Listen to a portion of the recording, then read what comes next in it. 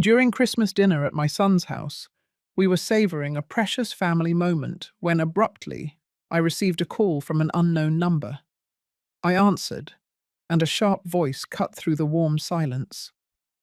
"You have to get back home immediately." When I demanded to know who was speaking, the person simply repeated with unnerving conviction, "Trust me, and go now," and then instantly disconnected the call. I rose from the dinner table, the unsettling urgency of the message overriding my manners.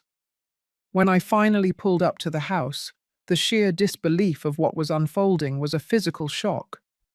But before I continue with this story, please ensure you are subscribed to the channel and leave a comment telling me where in the world you are watching this video from. We genuinely love to see how far our stories reach. The day preceding that fateful Christmas day, the shrill ring of the phone sliced through my quiet afternoon like a razor blade. My son, Robert, had just called me, his voice unnaturally cold and utterly distant on the other end of the connection. "Mum, I've decided this year we are only going to be spending Christmas with our immediate, closest family. Without you." Every single word hit me with the dense, crushing weight of a large stone in my stomach. I remained utterly paralyzed in my worn leather armchair, the cozy fire crackling innocently at my back. The multicolored Christmas lights that twinkled so brightly through the window suddenly seemed to be actively mocking my raw loneliness. "But son, we have always—" What on earth happened? Did I do something wrong? "Nothing happened at all," he replied with chilling finality. "I just want a quiet, simple holiday. Victoria is completely on board with this decision." My chest tightened agonizingly. Victoria, my thoughtful daughter-in-law, who reliably saved the turkey wishbone for me every single year, the very woman who had called me just last month asking for my late husband John's special stuffing recipe. When I finally hung up the phone, I stayed fixed in my chair for a long, quiet period, watching the Christmas lights outside blur into watery streaks from the sudden, unwelcome dampness in my eyes. The tall grandfather clock in the hallway slowly chimed the hour of 8 o'clock. Each resonant note seemed to painfully underscore the total finality in my son's voice.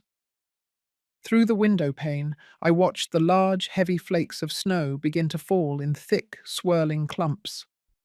The houses of our neighbors across the street glowed with a warm, inviting yellow light. They were families gathered tightly around dining tables, sharing joyful stories and heartfelt laughter. The Smiths, right across the street, had their beautifully decorated Christmas tree visible through the main window, with neatly wrapped gifts already patiently waiting beneath the green branches. "What did I possibly do wrong, John?" I whispered to my own reflection, staring back from the cold glass. With a finger, I absently traced meaningless patterns over the condensation, as my mind compulsively replayed every single interaction I had shared with Robert over the past several months. Had I been too pushy about keeping our family traditions alive? Too unyielding in my desire to preserve John's memory through our long-held Christmas rituals? I watched every single snowflake dance in the amber glow of the streetlights, remembering how Robert, as a little boy, used to press his nose against that very window, counting the flakes and pleading with me to read him stories of great winter adventures.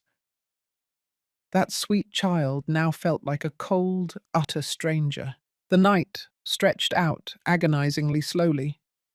The fire finally extinguished itself completely, leaving behind only cold ash and the faint, lingering scent of burnt oak. I drifted toward the kitchen, mechanically warming a can of soup I knew, deep down, I wouldn't eat. As the microwave hummed its low, steady noise, my mind repeatedly cycled back to Robert's voice, desperately searching for any clues I might have somehow overlooked. I decided to check the old telephone directory. Perhaps I should call him back one last time, to apologize for anything I could have possibly done wrong. As I pulled the heavy, worn yellow pages out of the drawer, Another item slipped out with them. It was John's cherished old photo album. My hands began to tremble noticeably as I opened the cover. On the very first page was Robert, at 5 years old, his infectious, gap-toothed grin stretching from ear to ear, proudly holding a wooden toy airplane beneath our massive Christmas tree. I turned the page with deliberate care. There was John in our vintage kitchen, flour dusting his rich brown hair like fine snow, laughing heartily as he meticulously rolled out the dough for sugar cookies. The next photograph stopped my breath completely. The three of us together, John holding baby Robert tight against his broad chest, my younger self with an arm lovingly around both of them, all of us beaming into the camera. We seemed utterly invincible back then, as if there was simply nothing in the world that could ever separate us. I distinctly recalled that Christmas morning 15 years ago, Robert clattering down the stairs in his Superman pajamas. John was making his renowned cinnamon rolls, while I feigned surprise at his overwhelming excitement. When did that sense of wonder truly die? When did my beautiful boy morph into this cold, distant stranger? I flipped through more pages. Each subsequent photograph was a small, agonizing knife twisting deeper into my gut. There was John's last Christmas, 5 years ago, when the spreading cancer had already severely weakened his hands. But he still stubbornly insisted on wrapping every single gift himself. Robert had visited with less and less frequency that year, always inventing new excuses about work demands and obligations. "Hope, you have to keep the family together," John had whispered to me during his final week, his eyes clouded and unfocused from the morphine. "Promise me you won't ever let the distance grow between you and Robert." I had solemnly promised him. Had I failed that promise so completely? The microwave beeped with sharp insistence, but I barely heard it. Nothing mattered at all except these frozen moments in time where we had been truly whole. I closed the album gingerly, but I gently removed the photo of John laughing in our kitchen. I placed it carefully on my nightstand, ensuring I could see his warm smile the very first thing upon waking. As I undressed for the cold night, John's side of the bed seemed impossibly vast and echoing, just as it had been for 5 long, lonely years. But tonight, it felt even more hollow, as if the unexpected loss of Robert had somehow doubled the isolation that already permeated these silent rooms. The morning light struggled to filter through the half-closed curtains, casting long, weary grey shadows across my breakfast table. The newspaper lay folded neatly beside a bowl of rapidly cooling oatmeal, as I habitually scanned the obituaries, a routine that seemed to gain morbid relevance with each passing year. The electronic chime of the phone startlingly broke the quiet, causing my spoon to clatter against the ceramic bowl. After the confrontation the night before, any unexpected call felt instantly like a mounting threat. I checked the caller ID with noticeably trembling fingers, and my heart instantly accelerated upon seeing Robert's name. "Hello," I answered, my voice sounding far more cautious than I had intended. "Mum!" This time, I noticed a tiny flicker of genuine warmth creeping around the edges of that single, important word. "I truly want to apologize for the call last night. I was completely out of line and wrong." Relief flooded over me with such dizzying speed that I had to firmly grip the edge of the table to keep myself steady. "Son, I am so incredibly relieved you called. I was honestly worried I had done something terrible." "No, Mum. You did nothing wrong at all. I was just so stressed about work, and I took it out on the wrong person. Victoria actually reminded me how fundamentally important our family traditions are. We want you to come to Christmas dinner after all." "Of course I'll be there," I instantly replied, joy bubbling up inside me like effervescent champagne. "I'll prepare your father's famous turkey recipe, and I'll make the cranberry sauce." "That sounds absolutely perfect. Please bring everything you usually make," he said. And then there was a noticeable pause. Victoria is really excited, he continued. The kids have been asking incessantly for more stories from Grandma Hope. Something about his sudden, intense enthusiasm sounded strangely rushed, almost as if it had been rehearsed, like he was reading from a required script. Robert, what made you suddenly change your mind so fast? Yesterday you seemed so completely certain. I simply realized my mistake. That's all it was, he answered, his words stumbling over my question. I have to go now. Work calls. We'll see you on Christmas Day around noon. Wait, son. Can we just talk privately? I love you, Mum. See you soon. The call abruptly disconnected. I was left holding the phone, staring at it as though it might magically yield answers. For a brief moment, pure, unadulterated joy coursed through my veins. Christmas was saved, my family was restored, but in the heavy silence that followed, doubt began to filter in, cold and insidious, like air through a cracked window pane.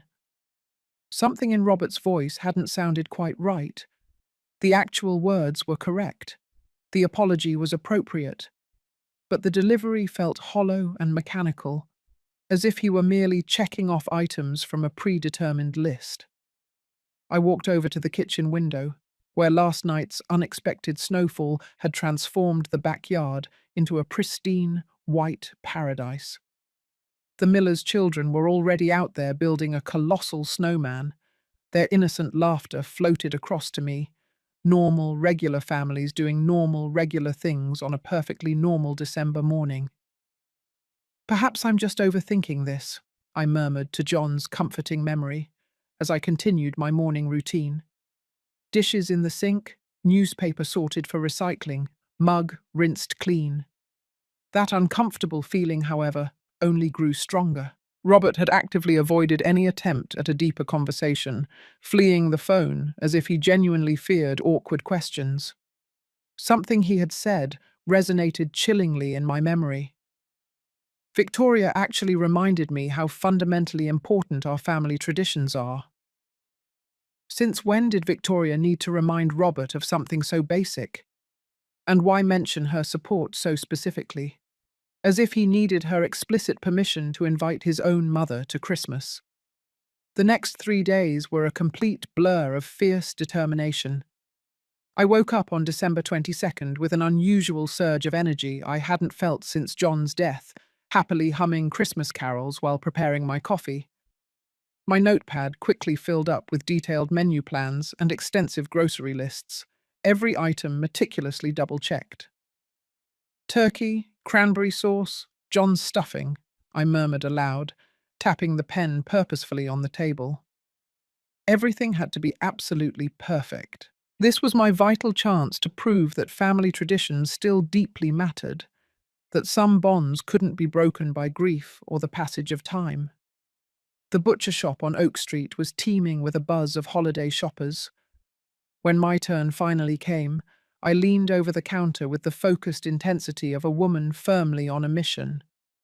I require your absolute best turkey, I informed the round-faced butcher.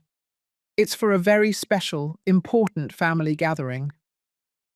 The 22-pound turkey he proudly presented looked stunningly perfect and plump, like something featured in a magazine. I paid the full price without a single word of haggling, already vividly imagining the moment I would carry it into Robert's kitchen. December 23rd took me straight to the busy mall, where the massive crowds pulsed between the brightly lit, festive stores. At the toy store, I carefully selected a scale model airplane kit for Danny, a vintage Cessna that fondly reminded me of the wooden plane in that old photograph. For Sarah, I chose a comprehensive art set with a brilliant array of coloured pencils, arranged like a perfect rainbow in a wooden box. That night, I gathered fragrant herbs from my sheltered winter garden for John's signature marinade. The actual recipe, written in his precise, careful handwriting, was propped up against the sugar bowl as I meticulously minced garlic and plucked fresh rosemary leaves. John, I truly hope I remember this correctly, I whispered to his photo on the windowsill. It must be perfect. The marinade came together as a thick, green, wonderfully fragrant paste. Garlic, rosemary, thyme, olive oil, and John's special secret ingredient, a touch of white wine. I gently massaged it, deep beneath the turkey's skin, with careful, loving fingers, feeling as though I was performing an ancient, powerful ritual of reconciliation. Christmas Eve morning arrived cold and grey, but my mood remained unexpectedly buoyant. I wrapped the children's gifts with military-level precision, flawlessly folding corners and tying ribbons into perfect, symmetrical bows. My best Christmas shirt was ironed and ready, with a liberal spray of cologne applied like emotional armor for the coming battle. As the evening approached, however, an undercurrent of deep-seated unease began to subtly infiltrate my thoughts. Robert still hadn't called to confirm the final details. What precise time was I expected to arrive? Should I even bother bringing a bottle of wine? Did the children have any food allergies that I had completely forgotten about? Frank Morris, my kind neighbour, appeared at my kitchen window as I was cleaning the marinade bowls. "Hope, any big plans for tomorrow?" he asked through the cold glass. "Christmas dinner with Robert and his family," I replied. "Maybe this is happening too fast. We're going to be a real family again." Something undeniably flickered in Frank's expression, but he merely nodded once. "That's truly wonderful news. You absolutely deserve happiness." After he left, I could not shake the lingering sensation that his casual question had carried a significant weight beyond mere neighbourly interest. Lying in bed on Christmas Eve, everything was meticulously prepared. The turkey rested calmly in the refrigerator. The wrapped gifts waited patiently near the front door. Everything, that is, except for my own rapidly accelerating heart, which seemed determined to find trouble where none was outwardly evident. Why hadn't Robert called to confirm? Why did Frank appear so worried? Why did this highly anticipated reunion feel less like a joyful gathering and more like a carefully staged performance? I stared at the ceiling until the first light of dawn, repeatedly telling myself that anticipation inevitably brings anxiety. Tomorrow would be perfect. It simply had to be. Christmas morning dawned beautifully clear and bright, the pristine snow glittering like countless diamonds scattered across the neighborhood. I dressed with ceremonial care, carefully adjusting my collar and smoothing down my naturally unruly hair. The turkey carrier felt surprisingly heavy as I transferred it to the car, alongside the bags of presents. I paused deliberately at the front door, my key suspended over the lock, and looked back into the house. Empty rooms stared back at me through the frost-covered windows, patiently awaiting my return. A sudden, cold feeling touched my back, but I quickly shook off the sensation and made my way to the car. Today was about reclaiming family. Today was about deep, necessary healing. The road surface leading to Robert's house crunched under my tires, the ice crystals sparkling intensely in the bright sunshine. Christmas lights perfectly delineated every window and door frame, creating a picture-perfect postcard scene that constricted my chest with a renewed sense of hope. I carefully maneuvered the turkey carrier and the heavy bags out of the car, the frigid air biting sharply at my cheeks as I approached the front door. Before I could even raise a hand to knock, the door swung open, revealing Victoria's immediate warm smile, with flour delicately dusting her red sweater like confectioner's sugar. "Hope, thank goodness you're here. Please come in before you completely freeze." The entire house smelled richly of cinnamon and fresh pine. Christmas music drifted softly from speakers hidden from view, as the coloured lights cast gentle, rainbow-like shadows across the polished hardwood floors. Danny appeared at my side as if by magic, enthusiastically hopping on the balls of his feet with barely contained excitement. "Grandma Hope, did you bring us presents? Can we open them right now?" "Mom said we have to be patient," Victoria replied, laughing easily as she took the very heavy turkey carrier from my hands. This thing weighs a ton. What on earth did you do to it? The secret lies in John's marinade, I explained, carefully unwinding my scarf. 24 hours of garlic, rosemary, and patience. Martha and Joseph Harrison, Victoria's parents, greeted me with genuine warmth. Robert finally appeared last, straightening his tie with overly precise, almost too controlled movements. His smile reached his mouth, but it stopped abruptly somewhere before reaching his eyes. Thank you so much for coming, Mum. It truly means the world to us. Something in his tone prompted me to study his face more intently, but Danny grabbed my hand tightly and enthusiastically dragged me toward the dining room before I could fully analyze the unsettling sound of his voice. The dinner table gleamed brightly under the soft candlelight, the settings laid out with Victoria's finest china and napkins folded into crisp, perfect triangles. My turkey immediately took center stage, its golden brown skin glistening richly under the light of the chandelier. Would you like to carve it, Hope? Victoria asked, offering me the electric carving knife. You are the true artist here. I carved with strong, steady hands, each slice revealing meat so incredibly tender it practically fell right off the bone. The marinade had undeniably worked its magic, the herbs creating a fragrant, enticing crust that elicited murmurs of deep appreciation from everyone. Conversation flowed easily, like the wine, throughout the dinner. Joseph asked about my retirement projects. Martha enthusiastically praised every single dish.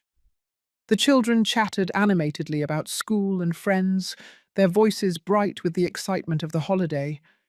Even Robert seemed to visibly relax, sharing stories about his work that sounded almost convincingly natural. But I could not help noticing the disturbing small details. How he would nervously check his watch whenever he thought no one was looking.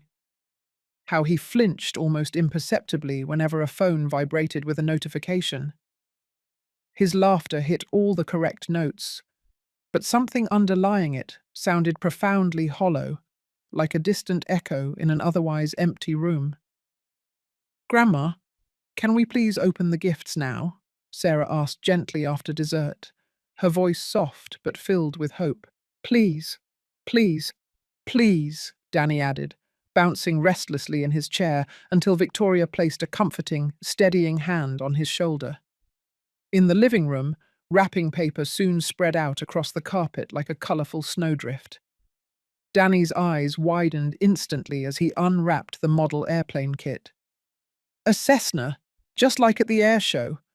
Can we build it together, please? Of course, I promised, feeling a warm, familiar heat spread through my chest.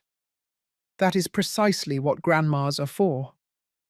Sarah hugged her new art set tightly, already planning her upcoming masterpieces.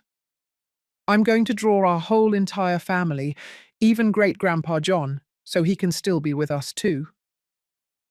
The room fell quiet for a noticeable moment, John's absence suddenly profoundly present among us, like an acknowledged, invisible guest.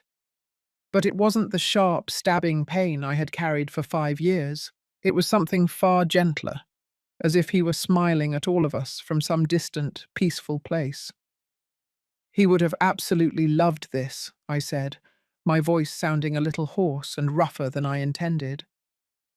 As the evening wore on into night, the lingering warmth of the meal enveloped us all like a comfortable, familiar blanket. Joseph and I began a lively discussion about baseball, while Martha quietly helped Victoria with the inevitable dishes. The children were happily playing on the floor with their new treasures, their bright laughter providing a joyful, rhythmic soundtrack to our adult conversation. I loosened my collar and leaned back deeply into the armchair, feeling more genuinely contented than I had in months. This, I realized, was precisely what Christmas was meant to be. Family gathered, traditions deeply honored, and love shared openly between generations. My phone vibrated against my chest. A soft, distinct hum felt through my jacket pocket. I ignored it at first, not wanting to shatter the perfect spell of this lovely evening, but it buzzed again immediately, insistent and persistent like a stubborn bee. "Excuse me, just one moment," I said to Joseph, who was engrossed in describing his grandson's particular baseball skill.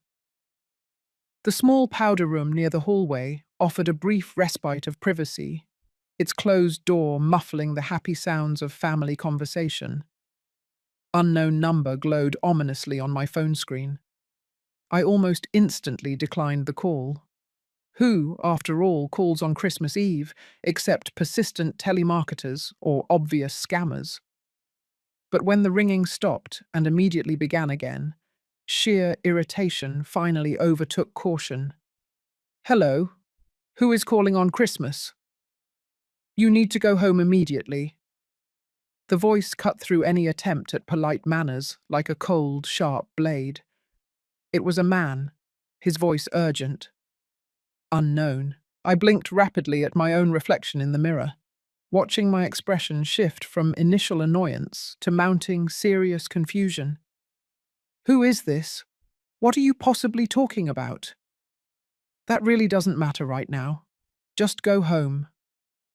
My hand instinctively squeezed the phone tightly. Behind the closed door, I could distinctly hear Danny explaining the components of his model airplane to his grandmother. Normal, familiar sounds of a cherished Christmas night that suddenly felt terrifyingly distant. "I don't understand anything you are saying. What exactly is happening?" "Trust me and go now." The call was abruptly cut off. I stood there staring intently at the phone as though it could somehow explain itself. My reflection in the mirror looked undeniably older somehow. The lines of worry around my eyes seemed far deeper. The stranger's voice carried an intense, genuine conviction that squeezed the breath painfully from my chest. What could possibly be wrong at my house? A fire? A robbery? Had I accidentally left something dangerous turned on? My mind raced wildly with possibilities as my heart rate soared. But this, I reminded myself, was Christmas dinner, my first true whole family gathering in 5 years. How could I possibly leave based only on a cryptic warning from a complete stranger? Through the door, I heard Robert laugh loudly at something Joseph said, the sound sharp and excessively bright. My reflection stared back with deeply worried eyes, the hallway Christmas lights casting red and green shadows across my face. The stranger's voice echoed with insistence in my memory. "Trust me and go now." Trust who? Why? What possible catastrophic emergency would require such extreme urgency that a stranger would track down my private number on Christmas Eve? Even as the questions violently multiplied, my body was already responding to primal, screaming alarm signals. My shoulders had tightened defensively, my breathing had become shallow and frantic. Some ancient, deeply buried part of my brain screamed that this call was absolutely not random. I pictured my quiet, empty house in the deep December darkness. What if someone was actually inside, crudely rifling through my belongings? What if it was flooding or burning down? "Mum, are you okay in there?" Robert's voice came through the door, sounding worried and perfectly timed. "Just a minute more," I replied, my voice somehow firmer than I felt inside. I took a single, deep, bracing breath, preparing myself for whatever came next. The stranger's intense urgency had completely infected me. I could no longer ignore it. I could not logically explain it. And I could not possibly pretend that Christmas dinner was more important than this overwhelming, growing certainty that something was profoundly wrong. When I finally opened the door, the cozy, warm family scene suddenly felt completely alien. Children's laughter, adults calmly conversing over coffee, the soft, steady glow of the lights that had felt so comforting just an hour ago. "Is everything okay, Mum?" Robert looked up instantly, something flashing behind his eyes that could have been worry or cold calculation. I absolutely need to go home, I said, more harshly than I intended. There is an emergency. Someone called. Something is wrong at the house. The entire room fell into immediate silence, broken only by Danny's model airplane making realistic flying sounds as he navigated it between the furniture. What kind of emergency is it? Victoria asked, a clean dish towel still clutched in her hands. My fingers fumbled nervously with the buttons of my coat, muscle memory failing completely under the mounting stress. I don't know any details yet. They just said I have to go home right away. Robert stood up immediately. His face was a picture of confused, perfect concern. Who called? Why wouldn't they clearly explain what was wrong? For a fraction of a second, I intensely studied my son's expression, searching for something I couldn't name. His stated concern seemed superficially genuine, but there was a deep-seated tension beneath it, a controlled anxiety that simply did not match his words. I have to leave. I bent down quickly to kiss the children goodbye. Their small faces looked up at me with innocent, bewildered perplexity. Thank you for a truly wonderful Christmas dinner. I sincerely apologize for having to leave like this. The cold December air hit my face like a sharp slap as I sprinted toward the car. In the rearview mirror, I could see the family grouped together at the doorway. Victoria was hugging herself tightly against the cold, Joseph was shaking his head slowly, and the children were pressing their little faces against the window. Robert stood slightly separated from the rest of the group, his silhouette dark against the warm light spilling out from inside. The suburban streets stretched out empty before me, the festive Christmas lights twinkling from house to house like distant, cold stars. The car radio was playing Silent Night, but nothing about this tense night felt peaceful or sacred. My hands gripped the steering wheel so tightly that my knuckles turned bone white. That mysterious voice repeated endlessly in my mind with every passing mile. Trust me, and go now. But trust who? And why? The speedometer crept well past the speed limit as empty intersections flashed past in a blur. I sped through a yellow light, then another, propelled by some primitive instinct that screamed danger. Could it be a simple robbery? Someone saw the house dark and empty on Christmas Eve, an easy target, while the owner celebrated with family. But how would a complete stranger get a hold of my phone number? How would they even know I wasn't at home? My mind circled back to Robert's behavior during dinner, the way he kept checking his watch, that forced, hollow laugh, the noticeable look of relief that had flashed across his face when I announced I was leaving. Was I wildly imagining connections that simply did not exist? Or had my son genuinely seemed almost anxious to see me go? I turned into my neighborhood street, noticing how few houses showed any sign of life. Christmas Eve in the quiet suburbs meant families gathered securely inside, curtains drawn against the cold. Perfect conditions, I thought darkly, for a crime. My house stood completely dark at the end of the street, exactly as I had left it. But something about it felt deeply wrong, a subtle, chilling wrongness that made my skin crawl before I could even identify what had changed. I parked my car behind Frank's oak tree instead of pulling into my own garage. Some deep instinct demanded discretion. The engine ticked softly as it cooled down, the only sound in the crisp, crystal-clear night air. The cold instantly bit my face as I cautiously stepped out of the car, every single one of my senses suddenly hyper-alert. The familiar street looked completely different through the terrifying lens of potential danger. Shadows were deeper, and common objects were transformed into potential hiding places or weapons.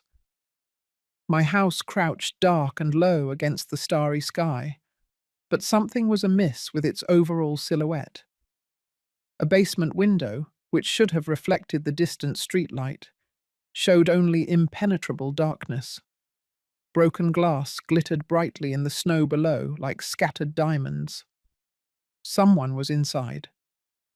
I fumbled for my phone with numb, clumsy fingers, dialing 911 while simultaneously crouching low behind Frank's fence. A flashlight beam methodically swept across my upstairs bedroom window. It was systematic and deliberate.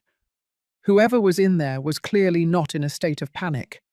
They were actively, methodically searching. 911. What is your emergency? There is someone currently inside my house, I whispered urgently, watching the light disappear and reappear in different windows. I can see them moving around inside with a flashlight. The dispatcher took my address and instructed me firmly to remain well away from the house until the responding officers arrived, estimating about 15 minutes. An eternity for a burglar to grab everything valuable and vanish into the night. I hung up the phone and opened my car's trunk. My hands were violently trembling as I blindly searched for forgotten tools. My fingers finally closed around cold metal. A tire iron left over from a tire change the previous spring. The heavy weight felt immediately solid and deeply reassuring. Whoever was aggressively violating my home would soon encounter far more resistance than they had ever imagined. I crept along the dark perimeter of the house, utilizing the dense Christmas decorations and snow-covered bushes as vital cover. The broken basement window told the whole story, jagged teeth of glass pointing menacingly inward, and snow scattered on the floor where the intruder had made their entry. The flashlight beam was moving systematically through my bedroom, pausing deliberately at the dresser where John's jewelry box rested, then moving to the closet where I kept important documents. This was not, I realized, random vandalism or desperation driven by drugs. Someone was searching for very specific items. My hands gripped the tire iron tightly as a powerful protective rage flooded my system.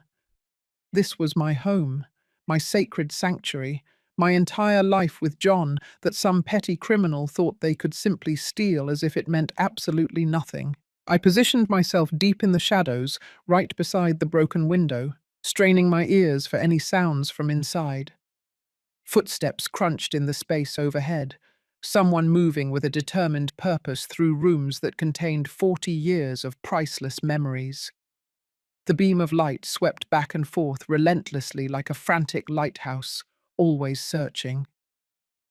What exactly were they looking for? Cash, jewelry, electronics, or something far more specific and personal? The footsteps moved toward the basement stairs, descending directly toward the basement, right in my direction. My breath hitched in short, choppy gasps that instantly vaporized in the freezing air. Every single muscle in my body tensed as I pressed myself against the house's cold foundation, the tire iron raised and ready. Whoever emerged from that window would find themselves face to face with one very angry homeowner. The basement light flickered momentarily, then instantly went dark again. Cautious, intelligent, but not nearly intelligent enough to expect me waiting in the darkness. Papers rustled loudly inside, documents being examined and sorted. The sound squeezed my stomach with an overwhelming feeling of violation. Those were private papers, personal records, fragments of the cherished life John and I had painstakingly built together. How dare some stranger put their grubby hands on our private affairs? A chair loudly scraped across the basement floor. Drawers were opened and closed with soft, measured thumps. The methodical search continued, unhurried, despite the obvious risk of discovery. Whoever was inside felt completely safe, confident they had plenty of time to find precisely what they wanted. The flashlight beam drew rapidly closer to the broken window, casting long, eerie shadows across the snowy yard. I pressed myself even tighter to the brick siding, the tire iron trembling in my cold grip from adrenaline and the freezing temperature. A bag appeared first, dark canvas heavily stuffed with papers and small, distinct objects. Then a leg, cautiously testing the window frame before committing to climb out. I held my breath completely, every muscle poised for action. One more second, and I would have my answers about who thought they could rob Hope Davis on Christmas Eve. The second leg emerged from the window, quickly followed by a torso that I recognized with a sudden, nauseating clarity. Albert Rivers, my son's lifelong trusted friend, straightened up in my yard, clutching a bag overflowing with what appeared to be documents and valuables. Albert! I stepped out of the deep shadows, the tire iron raised high, my voice cutting the silence like a sharp, snapping whip. He instantly spun around, almost losing his balance completely on the slick, slippery ground. The bag fell from his shocked grasp, papers scattering wildly across the pristine snow like dark, incriminating confetti. His face instantly went pale as a ghost in the dim light cast by the neighboring houses. Hope. I honestly didn't want to do this. This was truly not my idea. Whose idea was it, then? I stepped closer, the heavy tire iron clutched in my hands. Documents were spread all around his feet. John's last will and testament, bank statements, stock certificates. Albert raised his hands defensively, backing himself against the wall with nowhere left to run. He said you would be at dinner for many hours. He promised you would never find out. Who said that?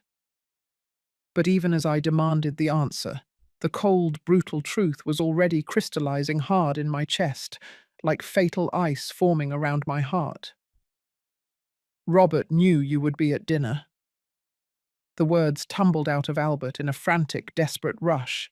He meticulously planned this entire Christmas gathering so that I could— The tire iron slipped right out of my fingers, suddenly limp and strengthless, striking the snow with a dull, heavy thud. My son sent you. Albert nodded miserably, hot tears streaming down his face in the freezing air. He urgently needed John's will, the Boeing stock certificates. He claimed you were planning to donate the millions to charity instead of leaving it to the family. Every single word landed like a sickening physical punch. I stumbled backward, staring down at the papers scattered in the cold snow. John's careful, distinctive handwriting on the official legal documents. Stock certificates that were worth more money than most people ever see in an entire lifetime. The precious savings of our whole existence reduced now to a target for common theft. The Christmas dinner. My voice came out as a strained, husky whisper. The apology, the heartfelt invitation, it was all a calculated, sick fake. He's genuinely desperate, Hope. Albert crawled onto his knees, desperately trying to gather the scattered documents with uncontrollably trembling hands. Gambling debts, terrible investments. He owes people who absolutely do not forgive late payments. My legs felt suddenly weak and shaky as the total, sickening extent of the betrayal settled deep within me. Robert had looked me right in the eyes across that dining room table. He had graciously accepted my turkey and my gifts. He had allowed his own children to sit on my lap, all the while knowing his hired friend was violently violating my home. How much does he truly owe? Close to $200,000. Albert's voice was now barely audible. He found out about the Boeing stock in John's inheritance papers. He claimed it was family money anyway, that you would surely understand eventually. Family money? John's meticulously preserved and invested legacy over decades, reduced to a payment for gambling debt. The stocks he had purchased with his humble teacher's salary, saving penny by careful penny, trusting that his wife would use them wisely. I picked up one of the scattered certificates, John's name printed in his neat, careful script across the top. $3 million worth of Boeing stock, purchased over 30 years, when the company was in deep struggle and shares were cheap. His retirement nest egg, his financial security blanket against an uncertain future.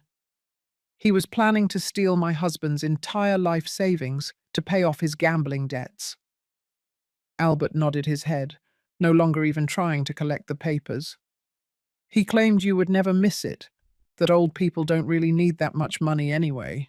The casual, dismissive cruelty of that statement, discarding 68 years of my life as utterly irrelevant, reducing John's sacred memory to a mere target for theft, caused something deep inside me to snap like thin ice on a frozen lake. My phone began to loudly ring again, the sound shrill and insistent in the cold winter silence. I looked at the screen. Robert calling. He's probably wondering why you left dinner so early, Albert said miserably. He's going to be absolutely furious that I got caught. I stared at my son's name on the screen, my thumb suspended over the answer button. Behind me, the sharp wail of police sirens howled in the distance, growing rapidly closer. In front of me, scattered across the pure white snow, lay the scattered remains of John's hard-won trust and my rapidly fading faith in family. The phone continued to ring, insistent like guilt, demanding like raw greed. The sirens wailed louder and closer, red and blue lights beginning to flash vividly through the bare tree branches like a cruel, twisted Christmas light display. They were upon Albert, who remained shrunken and huddled in the snow next to my scattered documents, his painful confessions still echoing in the freezing air. Two distinct police cars rounded the corner, their headlights sweeping across my yard and illuminating the broken window like critical evidence in a crime scene photograph. The officers emerged with practiced, efficient readiness, their hands resting near their belts, their eyes quickly assessing the entire situation. "Ma'am, are you the homeowner who placed the 911 call?" The female officer approached with quiet authority, her badge reflecting the Christmas lights of the neighboring houses. "Hope Davis, this is my home, and that man right there broke into it." I pointed to Albert, who raised his hands even higher, as if surrendering to an entire army instead of just two suburban police officers. The second officer knelt down beside Albert, beginning the all-too-familiar ritual of reading rights and applying handcuffs, while her partner focused her attention on me. "What exactly was stolen, Ms. Davis?" I picked up John's will from the wet snow, its edges darkened by the moisture, but the text still perfectly legible. He took financial documents, my late husband's will, Boeing stock certificates valued at over $2 million, and banking information. $2 million? The officer's eyebrows shot up instantly as she examined the damp papers. That is absolutely grand larceny territory. Frank Morris emerged from his house, wearing a bathrobe tied over his pajamas, his slippers crunching softly in the snow as he approached us. His wrinkled face showed a mix of genuine relief and deep concern. "Frank, was that you who called me?" I asked, the final pieces of the puzzle fitting into place. "I saw someone with a flashlight moving around inside your house at about 9 o'clock, he said, nodding toward the officers. "I simply couldn't ignore that on Christmas Eve. I had to track down your number in the neighborhood directory. You just saved far more than just my belongings tonight." I squeezed his shoulder tightly, grateful for neighbors who still cared enough to get involved. The officer looked between us with a growing understanding. So this was definitely not a random break-in. Mr. Rivers here knew the house would be completely empty. "He is my son's friend," I said, the words tasting like bitter ash. "My son knew I would be at his house for Christmas dinner. He planned this entire thing."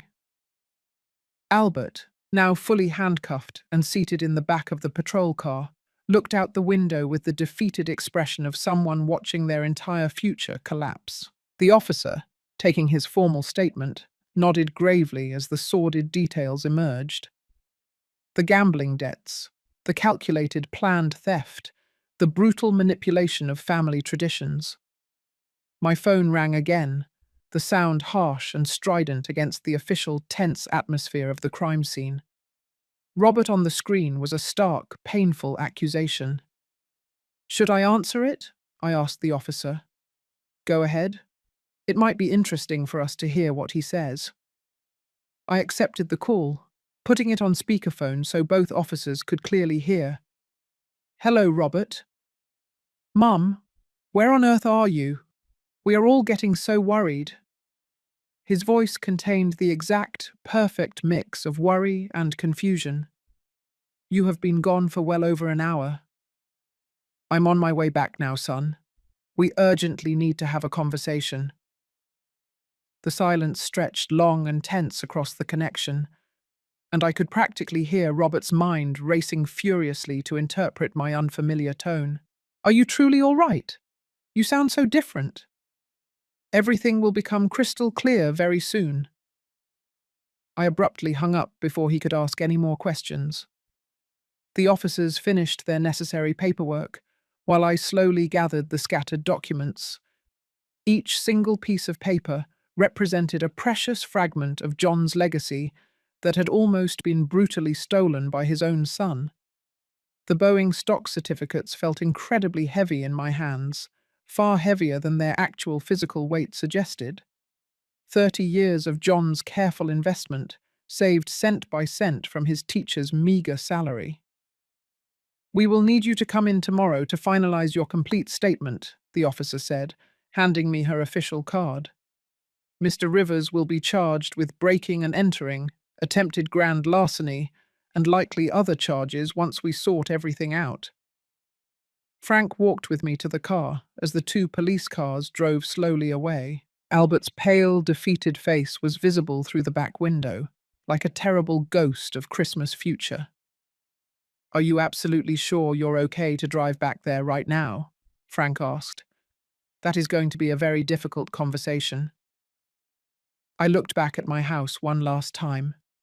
The broken window, the disturbed, messy snow, the Christmas wreath on the front door, which suddenly seemed to mock the entire notion of peace on earth. Some conversations simply cannot wait, Frank. Some brutal truths must be spoken while they are still fresh. My car started reluctantly in the biting cold, the engine protesting loudly. As I backed out of the driveway, my headlights swept across the festive Christmas decorations at the door. Their cheerful red bow was a bitter, painful contrast to the family destruction I was about to unleash. But John's will was securely resting right beside me on the passenger seat, rescued from both robbery and betrayal. Whatever the outcome, his lasting legacy would be protected. When I arrived at Robert's house, the warm glow emanating from the windows and the twinkling lights created a perfect, flawless facade of family happiness. Through the front window, I could clearly see moving silhouettes in the living room. My son was nervously pacing back and forth near the Christmas tree, while Victoria gesticulated with obvious, deep concern. The recovered documents lay heavily on the passenger seat, like crucial evidence in a court case. John's will, slightly damp but perfectly legible. The stock certificates that bore his careful signature from decades past. I took them up carefully, each single paper now a powerful weapon in the battle for truth that I was about to fight. I did not bother to knock on the front door. This was still, technically, family, even if that sacred word had been irrevocably poisoned by raw greed and cruel betrayal.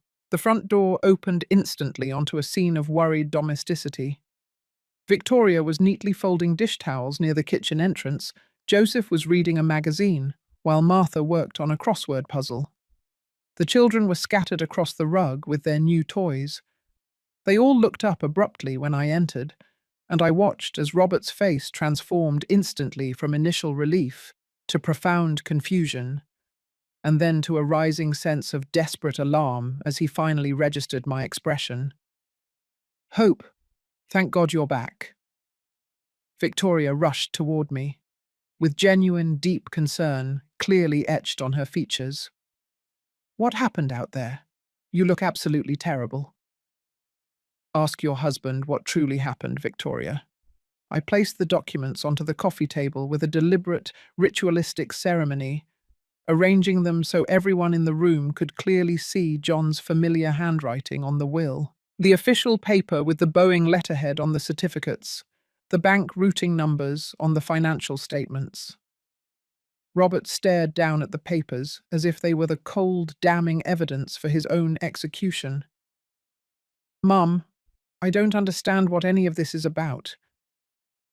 These are John's will and the Boeing stock certificates that Albert just attempted to steal tonight. He is currently in police custody, charged with breaking and entering and attempted grand larceny. Joseph's magazine quietly slid from his hands. Stock certificates? What kind of stocks? John left me $2.3 million in Boeing stock. I watched every single face process this shocking piece of information. Surprise, confusion, and then a crushing comprehension. He bought them over 30 years by investing his teacher's salary when the company was in deep trouble. Robert found out I planned to donate the entire inheritance to veterans organizations and educational charities. Mum, that is our family inheritance. Robert's carefully constructed facade completely shattered, revealing the raw desperation that had been lurking underneath. You can't just give absolutely everything away to strangers. I can do exactly what I choose with my money, but you chose to steal it instead of discussing it with me. Victoria sank heavily onto the sofa, a hand clamped over her mouth as the final horrifying pieces clicked into place. The Christmas invitation, the sudden, strange reconciliation, all meticulously planned to give Robert a perfect alibi while his friend brutally robbed my house. I turned to look my son directly in the eye. You used Christmas. You used the innocent joy of your own children, your wife's genuine kindness. You used my profound grief for your father to cover up a felony robbery. Martha's crossword puzzle fell unnoticed to the floor, forgotten. Robert, please, tell us this is not the truth. But Robert could no longer deny anything.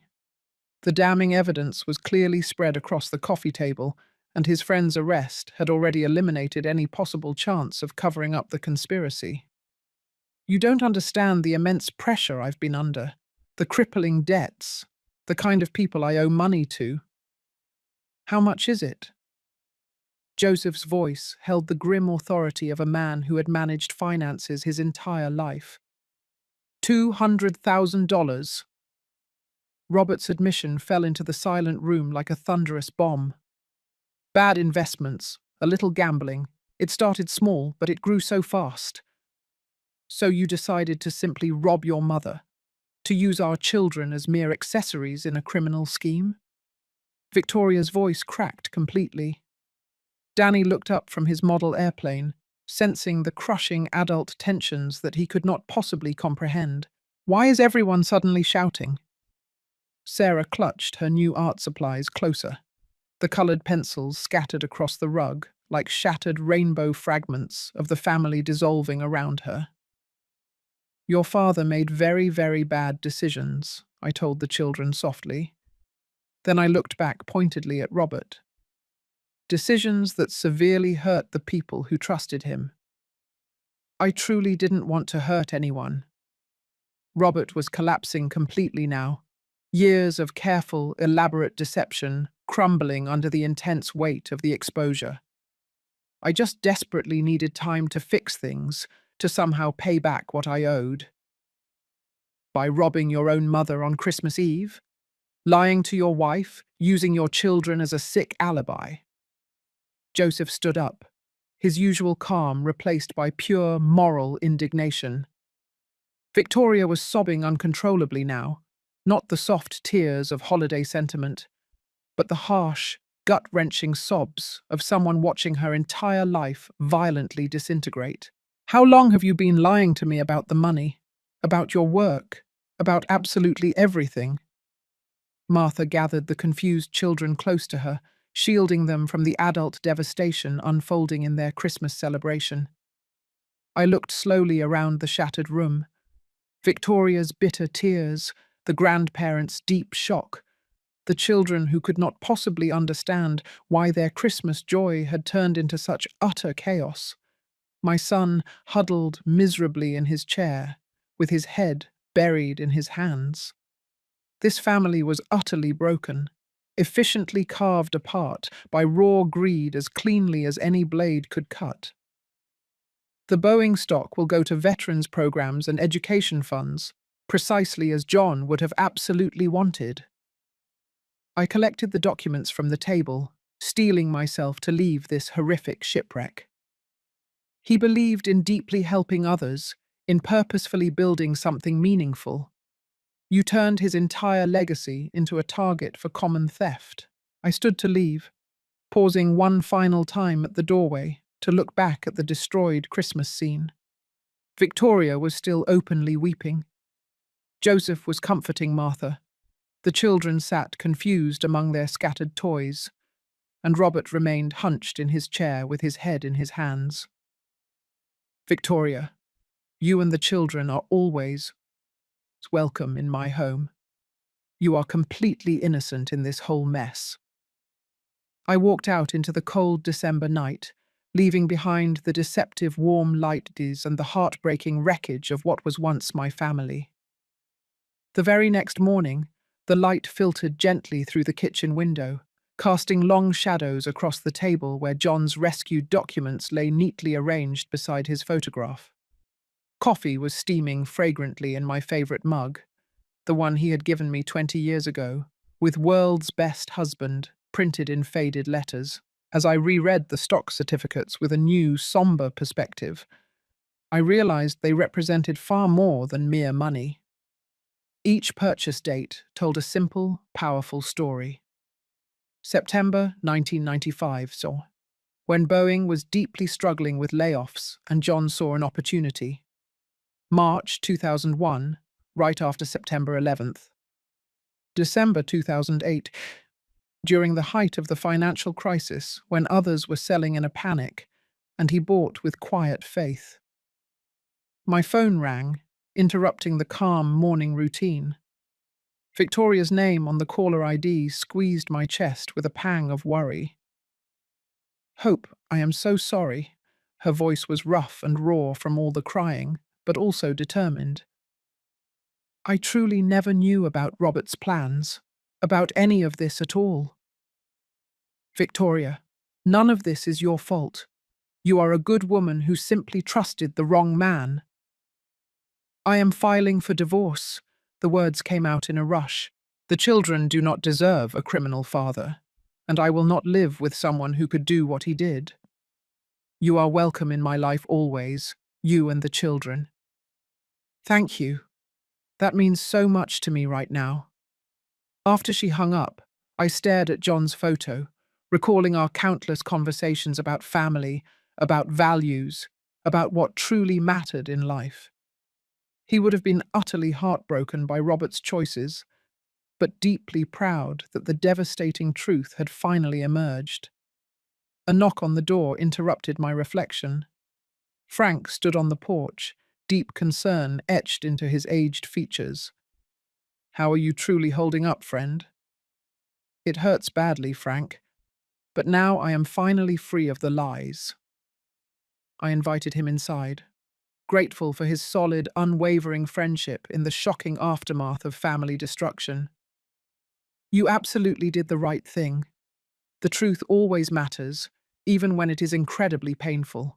I poured him a cup of coffee, and we conversed about practical, necessary matters, changing the locks, updating my security systems, and reviewing my will to ensure Robert could never again access the inheritance.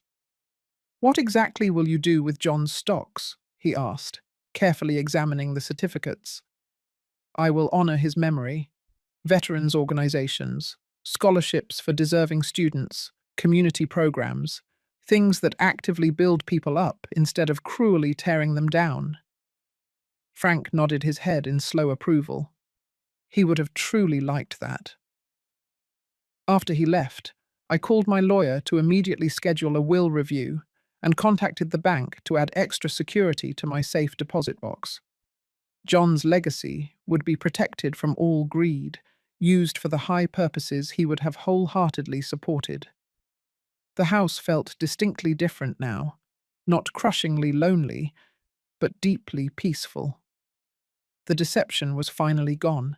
The ugly pretense had been completely lifted.